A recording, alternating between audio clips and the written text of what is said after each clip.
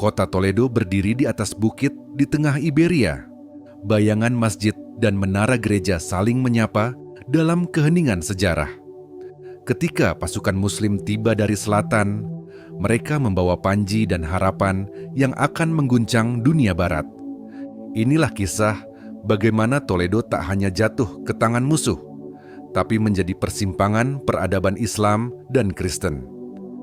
Dan jika kamu siap menelusuri jejak pedang, panji dan pena di kota yang mengubah Eropa, maka tonton sampai akhir untuk memahami bagaimana peristiwa ini menciptakan warisan yang hidup hingga hari ini.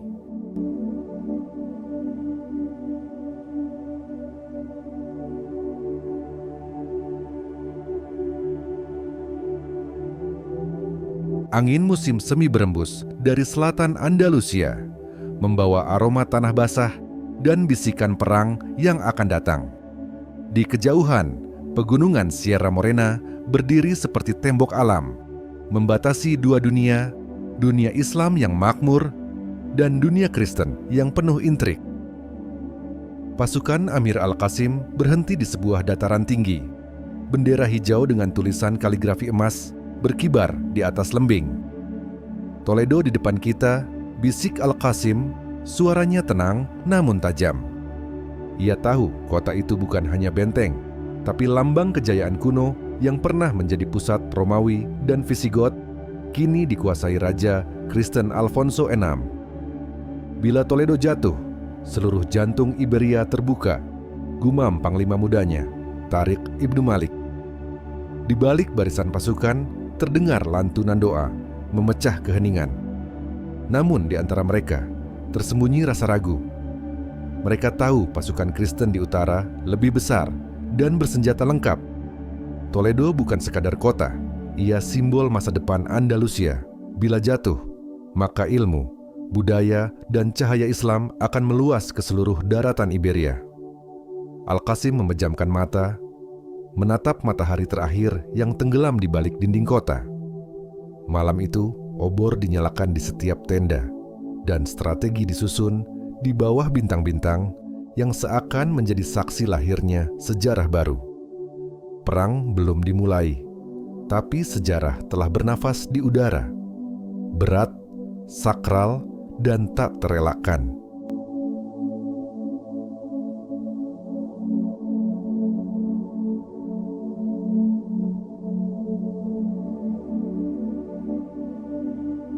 Air sungai Tagus berkilau keperakan di bawah sinar bulan, berliku mengelilingi Toledo seperti naga penjaga kota kuno itu.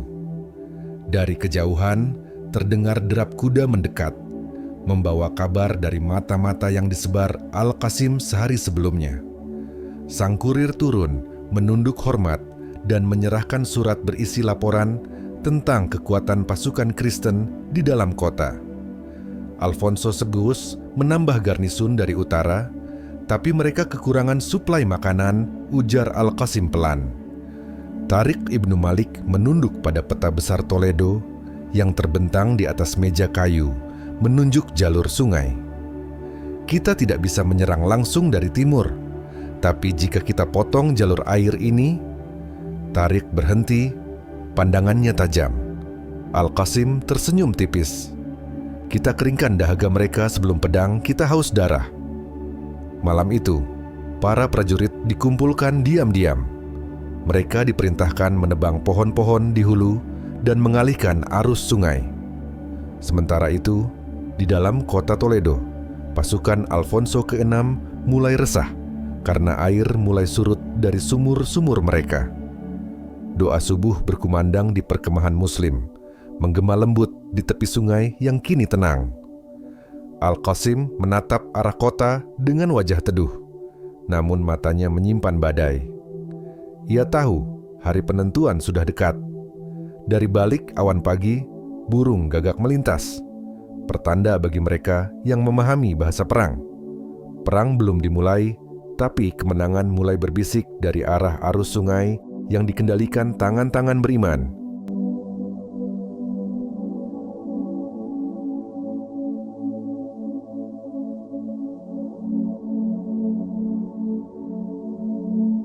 Fajar menyingsing di atas perbukitan Toledo. Kabut pagi perlahan tersingkap, memperlihatkan tembok kota yang kokoh dan berlumur embun.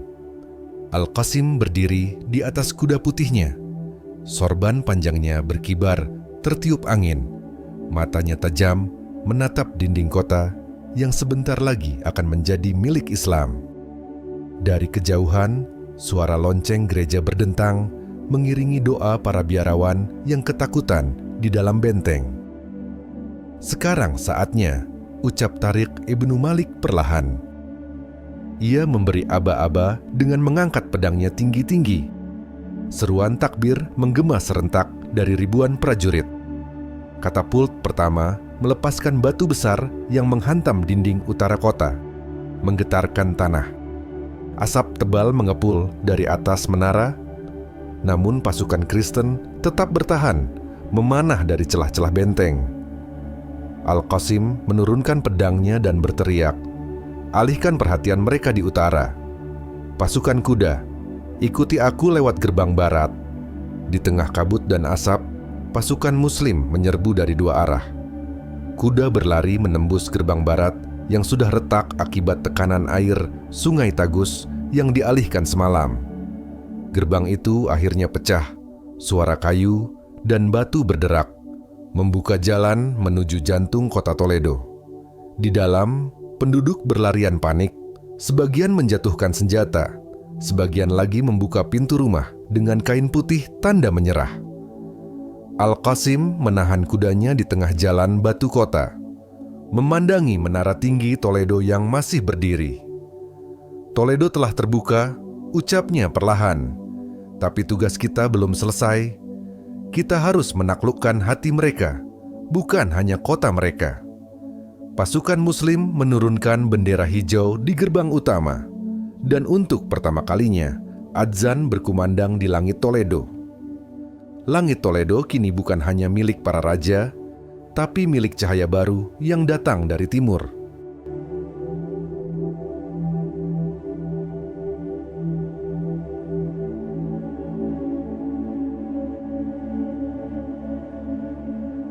Langit sore Toledo berwarna merah tembaga, memantulkan sinar matahari yang jatuh di atas menara dan kubah batu. Di dalam istana Visigot yang kini dikuasai kaum Muslim, Al-Qasim duduk di atas kursi raja tua yang retak dimakan waktu. Ia tidak duduk sebagai penakluk, melainkan sebagai penjaga takhta yang baru, bukan untuk kekuasaan, tapi untuk keadilan. Tariq Ibnu Malik melangkah masuk dengan langkah berat, membawa kabar dari pendeta Agustinus, pemimpin rohani Toledo yang meminta pertemuan damai. "Dia ingin bertemu malam ini," ucap Tariq. Suaranya rendah namun tegas. Al-Qasim mengangguk pelan. "Biarkan dia datang.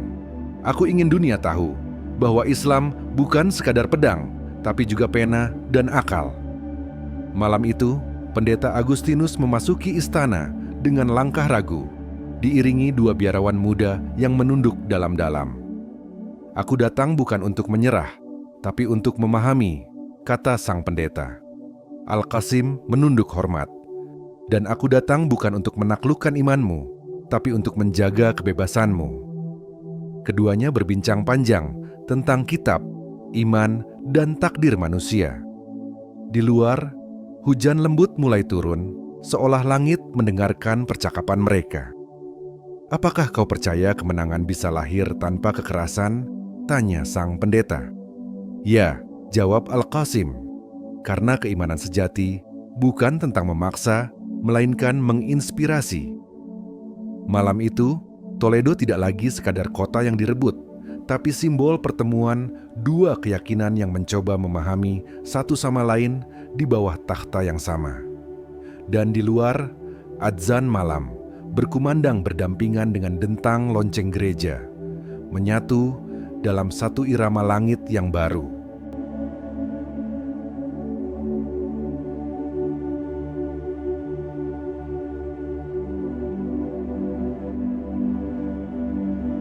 Pagi itu, kabut tipis menggantung di atas atap-atap Toledo, dan lonceng gereja berdentang berdampingan dengan panggilan adzan dari menara masjid yang baru dibangun.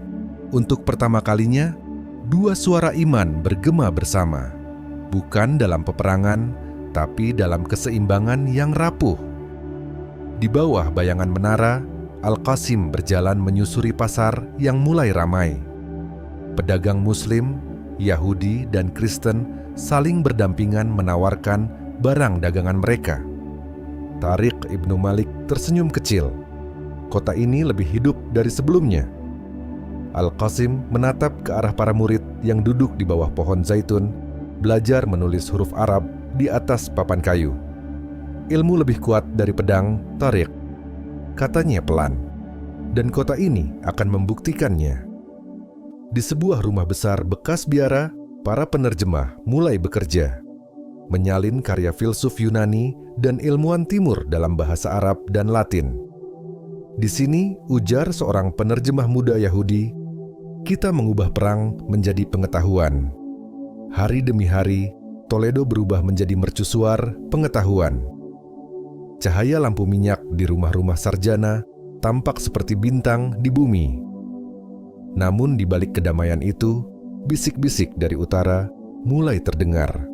Kabar bahwa pasukan Kristen yang terusir sedang menyusun kekuatan baru. Tariq menggenggam gagang pedangnya. Mereka tidak akan diam, Sayyidi. Mereka ingin merebut cahaya ini, kembali ke kegelapan. Al-Qasim menghela napas panjang. Kalau begitu, kita pertahankan bukan hanya dengan pedang, tapi dengan kebijaksanaan. Toledo kini bukan sekadar kota, melainkan lentera yang menyalakan dua dunia, Islam dan Barat, di bawah satu langit yang sama.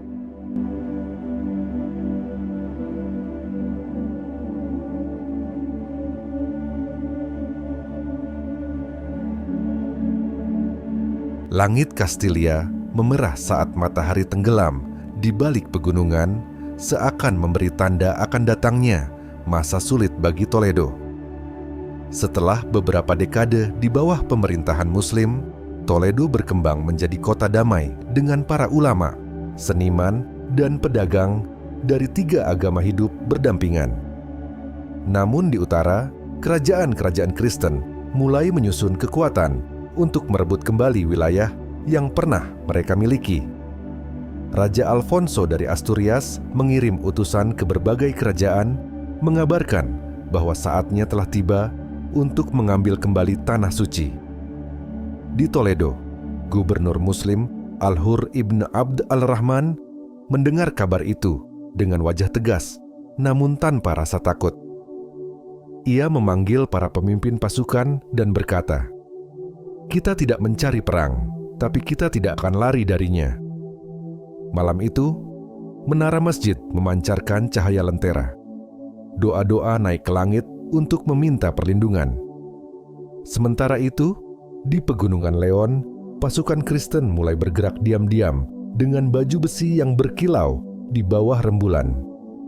Toledo bersiap, bukan untuk menyerang, tapi untuk mempertahankan cahaya pengetahuan dan iman yang telah tumbuh di bawah panji Islam. Perang mungkin akan datang, tapi semangat Andalusia tak akan padam di bawah bayang-bayang salib.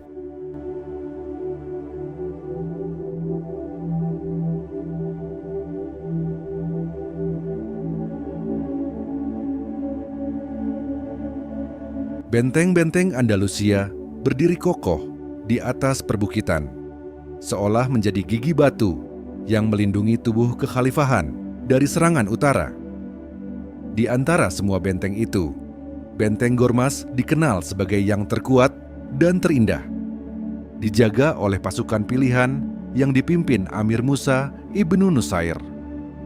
Benteng ini bukan sekadar dinding dan batu, melainkan simbol kekuatan Islam di jantung Iberia. Setiap malam, lentera dinyalakan di menara-menara pengintai, tanda kesiapsiagaan menghadapi serangan dari utara. Di dalamnya, para pemanah berlatih tanpa henti, dan pandai besi menyalakan tungku untuk menempa pedang baru. Dari menara tertinggi, Amir Musa memandangi lembah luas di bawahnya. tanah yang dulu subur kini mulai tandus akibat perang yang terus membayangi.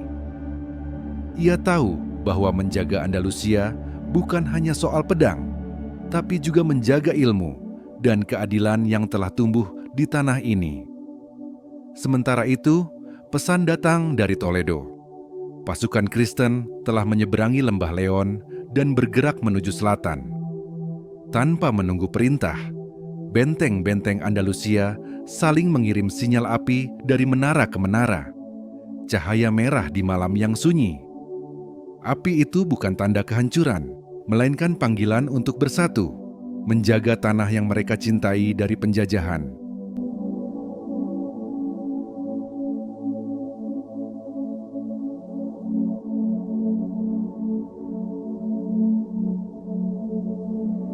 Fajar menyelimuti dataran luas Cordoba, menyingkap kabut tipis yang menggantung di antara ladang zaitun dan sungai yang berkilau tenang. Kota Cordoba pada masa itu adalah permata Andalusia, tempat ilmu, seni, dan keimanan tumbuh di bawah lindungan Islam. Namun di balik kemegahan itu, kabar dari utara membuat para pemimpin kota tak bisa tidur tenang. Pasukan Kristen dari Leon dikabarkan telah melintasi perbatasan, menjarah desa-desa di sepanjang sungai Guadiana. Di Masjid Agung Cordoba, para ulama menyerukan doa dan kesabaran, mengingatkan rakyat bahwa kemenangan sejati datang dari iman dan ilmu. Sementara itu, di luar tembok kota, pasukan Muslim bersiap di padang luas, tombak dan pedang berkilat dalam cahaya mentari. Panglima mereka, Tariq Ibnu Ziyad Muda, menatap jauh ke utara, mengingat pertempuran yang dulu membawa Islam ke semenanjung ini. Ia tahu bahwa pertarungan kali ini bukan hanya mempertahankan tanah, tapi juga mempertahankan peradaban yang telah mereka bangun dari ilmu dan cahaya. Matahari mulai meninggi, dan dari kejauhan terlihat debu perang yang mulai naik di Cakrawala Utara. Bayangan itu bukan sekadar tanda datangnya musuh, melainkan pengingat bahwa kejayaan tak pernah abadi tanpa penjagaan iman dan ilmu.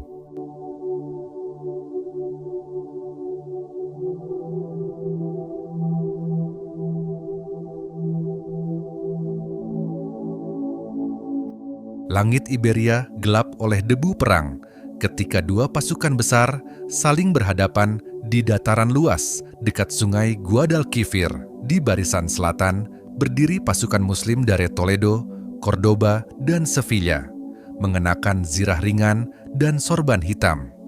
Di seberang mereka, pasukan Kristen dari Leon dan Asturias berderap maju dengan baju besi perak yang berkilau di bawah mentari. Terompet perang ditiup, dan suara takbir menggema bersahut dengan lonceng perang dari utara. Tombak pertama dilempar, dan ribuan anak panah meluncur, menembus udara, menciptakan bayangan kelam di atas tanah Iberia. Pertempuran pun pecah. Benturan besi melawan besi menggema seperti badai di padang luas itu. Panglima Muslim, Tariq Ibnu Ziyad Muda, memimpin dari garis depan, mengangkat pedangnya tinggi seraya berteriak, "Jangan mundur, sebab di depan kita ada surga." Di tengah kekacauan, pasukan Muslim membentuk formasi sabit, mengurung musuh dari dua sisi dengan taktik yang terinspirasi dari pertempuran Qadisiyah. Pasukan Kristen terjebak di tengah dan mulai goyah, suara perisai pecah, dan teriakan kuda menggema di seluruh lembah.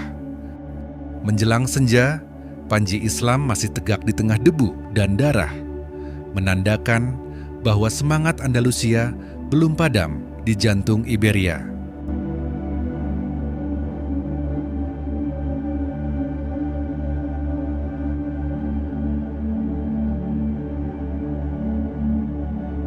Fajar menyapa kota Toledo dengan lembut. Sinarnya menembus menara masjid dan jendela batu istana yang pernah menyaksikan peperangan panjang. Asap tipis masih mengepul di kejauhan, sisa dari api perang yang kini mulai padam bersama datangnya kedamaian.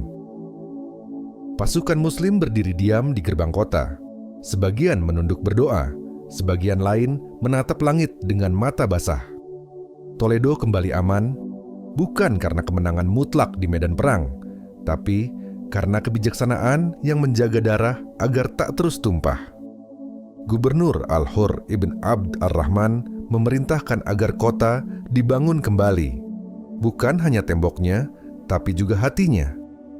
Masjid Agung Toledo kembali dipenuhi suara doa dan lantunan ilmu, menandakan lahirnya kembali peradaban di tengah puing-puing perang.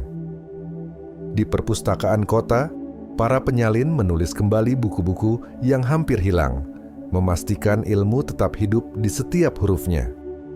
Di antara rakyat, terlihat kaum Yahudi dan Nasrani bekerja bersama dengan kaum Muslimin, menandai bahwa kedamaian sejati bukan di bawah panji, tapi di bawah nurani. Ketika matahari naik sepenuhnya, sinarnya memantul di sungai Tagus yang mengalir tenang, seolah mencatat bahwa Andalusia pernah bersinar karena persatuan, bukan karena perang. Dan di langit Toledo yang cerah, bendera hijau Islam berkibar perlahan, bukan tanda kekuasaan, tapi tanda cahaya yang tetap hidup di hati umat.